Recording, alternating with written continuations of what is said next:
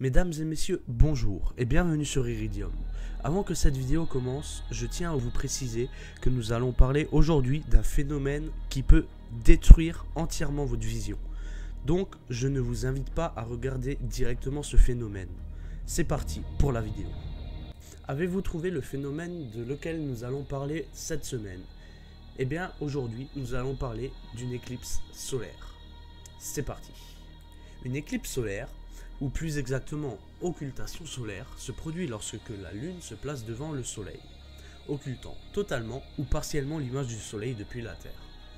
Cette configuration peut se produire uniquement durant la nouvelle Lune, quand le Soleil et la Lune sont en conjonction par rapport à la Terre. Dans les époques reculées, mais aussi dans certaines cultures actuelles, il est attribué aux éclipses solaires des propriétés mystiques. Les éclipses solaires peuvent être effrayantes pour des personnes ignorant la nature relative inoffensive de ce phénomène astronomique.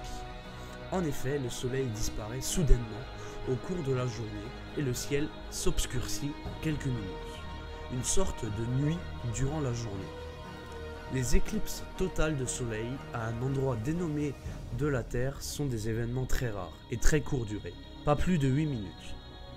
Quel que soit le lieu de la Terre, la totalité est observée uniquement sur une bande étroite qui correspond au passage de l'ombre portée de la Lune sur la surface de la Terre. Une éclipse solaire totale est un phénomène naturel spectaculaire et de nombreuses personnes envisagent de voyager pour assister à ce type d'événement. Ce sont les chasseurs d'éclipses. L'éclipse totale de 1999 en Europe était considérée au moment où elle a eu lieu comme l'éclipse qui eut le plus d'observateurs de l'histoire humaine, ce qui a permis d'augmenter l'information du public sur cette curiosité particulière. Il existe 4 types d'éclipses solaires. Une éclipse solaire totale se produit lorsque le Soleil est complètement occulté par la Lune. Le disque solaire intense et lumineux est remplacé par une silhouette lunaire noire, et la majeure partie de la couronne solaire est visible. Durant toute l'éclipse, la totalité est observable uniquement sur une bonne partie de l'étroit parcours de l'ombre sur la surface de la Terre. Une éclipse annulaire se produit quand le Soleil et la Lune sont parfaitement alignés avec la Terre. C'est aussi une éclipse centrale, mais que la taille apparente de la Lune est légèrement inférieure à celle du Soleil. C'est-à-dire que le Soleil apparaît comme un anneau très brillant autour du disque lunaire. Une éclipse hybride, ou aussi appelée éclipse annulaire totale ou éclipse mixte, est l'état intermédiaire entre une éclipse totale et une éclipse annulaire. C'est une sorte de mélange ou de transition entre les deux. Elle est donc annulaire ou totale, selon le lieu d'observation. Si en certains points de géographie terrestre elle est annulaire, au début ou à la fin de son parcours, ou à la distance surface terrestre, la Lune est plus longue d'un rayon terrestre que celle à mi-parcours. Sur le reste du parcours, où la distance surface Terre-Lune est plus courte, elle est totale. Une éclipse perlée est une éclipse mixte qui doit son nom à la couronne de perles formée par les grains de Beidh lorsque le diamètre apparent de la Lune et du Soleil sont très voisins. Les éclipses hybrides sont assez rares. À notre époque, l'avant-dernière a eu lieu le 8 avril 2005 et la suivante a eu lieu le 3 novembre 2013, qui fut une très rare, AT, annulaire totale. Avant la première du XXIe siècle, il y eut une paire d'hybrides à la fin du XXe siècle, celle des 3 octobre 1986 et 29 mars 1987, un duo encore plus rare. Le prochain duo ou doublet hybride est celui du milieu de ce siècle avec les éclipses des 25 novembre 2049 et le 20 mai 2050. Et ce sera les seuls du XXIe siècle. Une éclipse partielle se produit lorsque le Soleil et la Lune ne sont pas parfaitement alignés et que la Lune n'occulte qu'en partie le Soleil. Ce phénomène peut être généralement observé sur une grande partie de la Terre, en dehors de la bande d'ombre d'une éclipse totale ou d'une éclipse annulaire. On appelle éclipse partielle une éclipse qui ne présente sur Terre que les phases partielles. Elles sont produites lorsque l'alignement Soleil-Lune passe au nord du pôle Nord et au sud du pôle Sud. La zone partielle peut concerner les zones polaires et tempérées, mais pas tropicales. Alors ici, vous avez une photographie du Soleil et de la Lune le 1er août 2015, c'est un jour de pleine Lune. Avec le même télescope, on a un diamètre apparent similaire, ce qui nous permet de bénéficier d'éclipses solaires totales ou annulaires suivant la position de la Lune sur son orbite elliptique. La distance entre le Soleil et la Terre est 390 fois plus grande que celle entre la Lune et la Terre. Le diamètre du Soleil est 400 fois plus grand que celui de la Lune, puisque ces rapports sont approximativement les mêmes. Les tailles apparentes depuis la Terre du Soleil et la Lune approximativement identiques, environ 0,5 degrés d'arc angulaire. Parce que l'orbite de la Lune autour de la Terre est une ellipse, tout comme l'orbite terrestre autour du Soleil, les tailles apparentes du Soleil et de la Lune varient. La magnitude d'une éclipse est le rapport de la taille apparente de la Lune divisée par celle du Soleil pendant l'éclipse.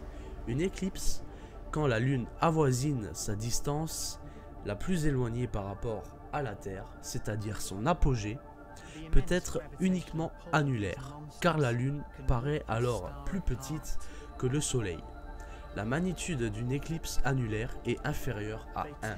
Il y a généralement plus d'éclipses annulaires que d'éclipses totales, car en moyenne la Lune est située trop loin de la Terre pour masquer complètement le Soleil. Une éclipse hybride se produit quand la magnitude de l'éclipse est très proche de 1.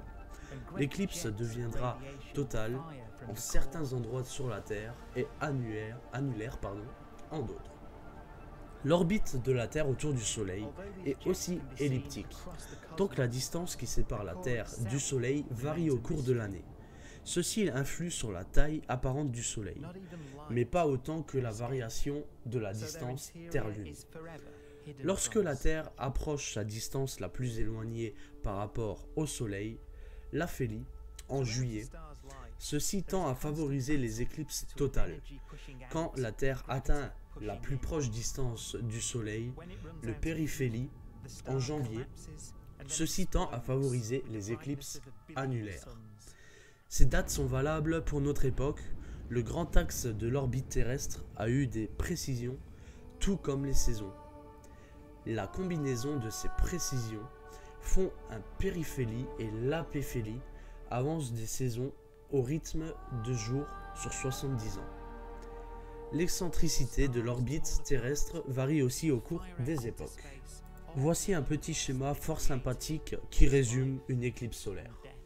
Lors des éclipses solaires, le croissant lumineux s'amincit et peut être complété sans éblouissement, ce qui augmente la confiance du spectateur et la durée de ses fixations oculaires. Or, le Soleil reste dangereux par le passage des rayonnements très nocifs. Les rayonnements ultraviolets et infrarouges, invisibles, peuvent provoquer plusieurs phototraumatismes sur différents composants de l'œil. La cornée, le cristallin, de l'humeur vitrée et la rétine. Les éclipses solaires ne peuvent être observées directement sans protection, sauf et uniquement pendant les phases de totalité, quand plus aucune partie du Soleil n'est visible. Pendant les autres phases, l'observation peut être réalisée à l'aide de lunettes de protection spéciales Eclipse, à l'origine d'une guerre de lunettes en France lors de l'éclipse de 1999.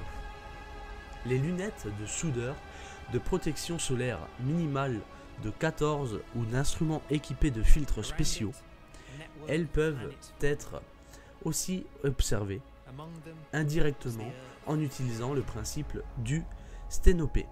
Petit trou dans une feuille ou une planche, un tube protection sur un papier ou sur le sol à partir de jumelles, des feuilles d'arbres ou des doigts en croisillon. Alors je tiens vraiment à préciser, j'insiste vraiment, si vous regardez une éclipse solaire sans protection, vos yeux sont foutus. J'ai fait le con quand j'étais jeune, j'ai regardé une éclipse solaire et croyez-moi que ma vision s'est bien dégradée. Bon, j'ai encore des yeux, j'arrive encore à voir, mais bon, j'ai besoin maintenant de lunettes assez fortes. Donc franchement, je ne vous conseille et je vous interdis de regarder une éclipse solaire directement. Il faut obligatoirement avoir des lunettes. Donc je vais vous maintenant la photo des lunettes en question vont s'afficher pour pouvoir après savoir à quoi à peu près ça ressemble si vous voulez observer une éclipse solaire. Bon, alors ne partez pas tout de suite, je vais vous montrer une petite vidéo d'une éclipse totale du soleil sur la côte ouest des États-Unis. À la fin de cette vidéo, vous verrez qu'il y a un point noir, un gros point noir, c'est tout simplement la lune et autour c'est éclairé. Et c'est tout simplement les rayons du soleil. Et c'est ces rayons en question là qui détruisent votre vision. Donc voilà, moi je vais vous laisser là.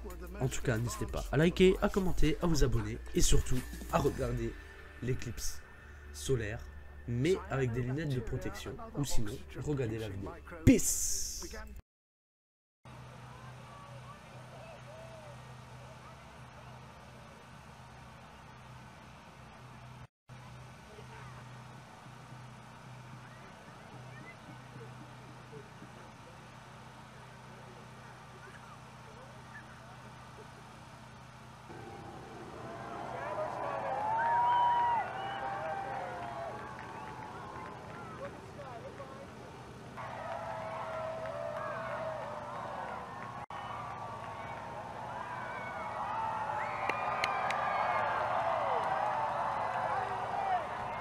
Everyone, you may leave your eclipse glasses. Enjoy totality.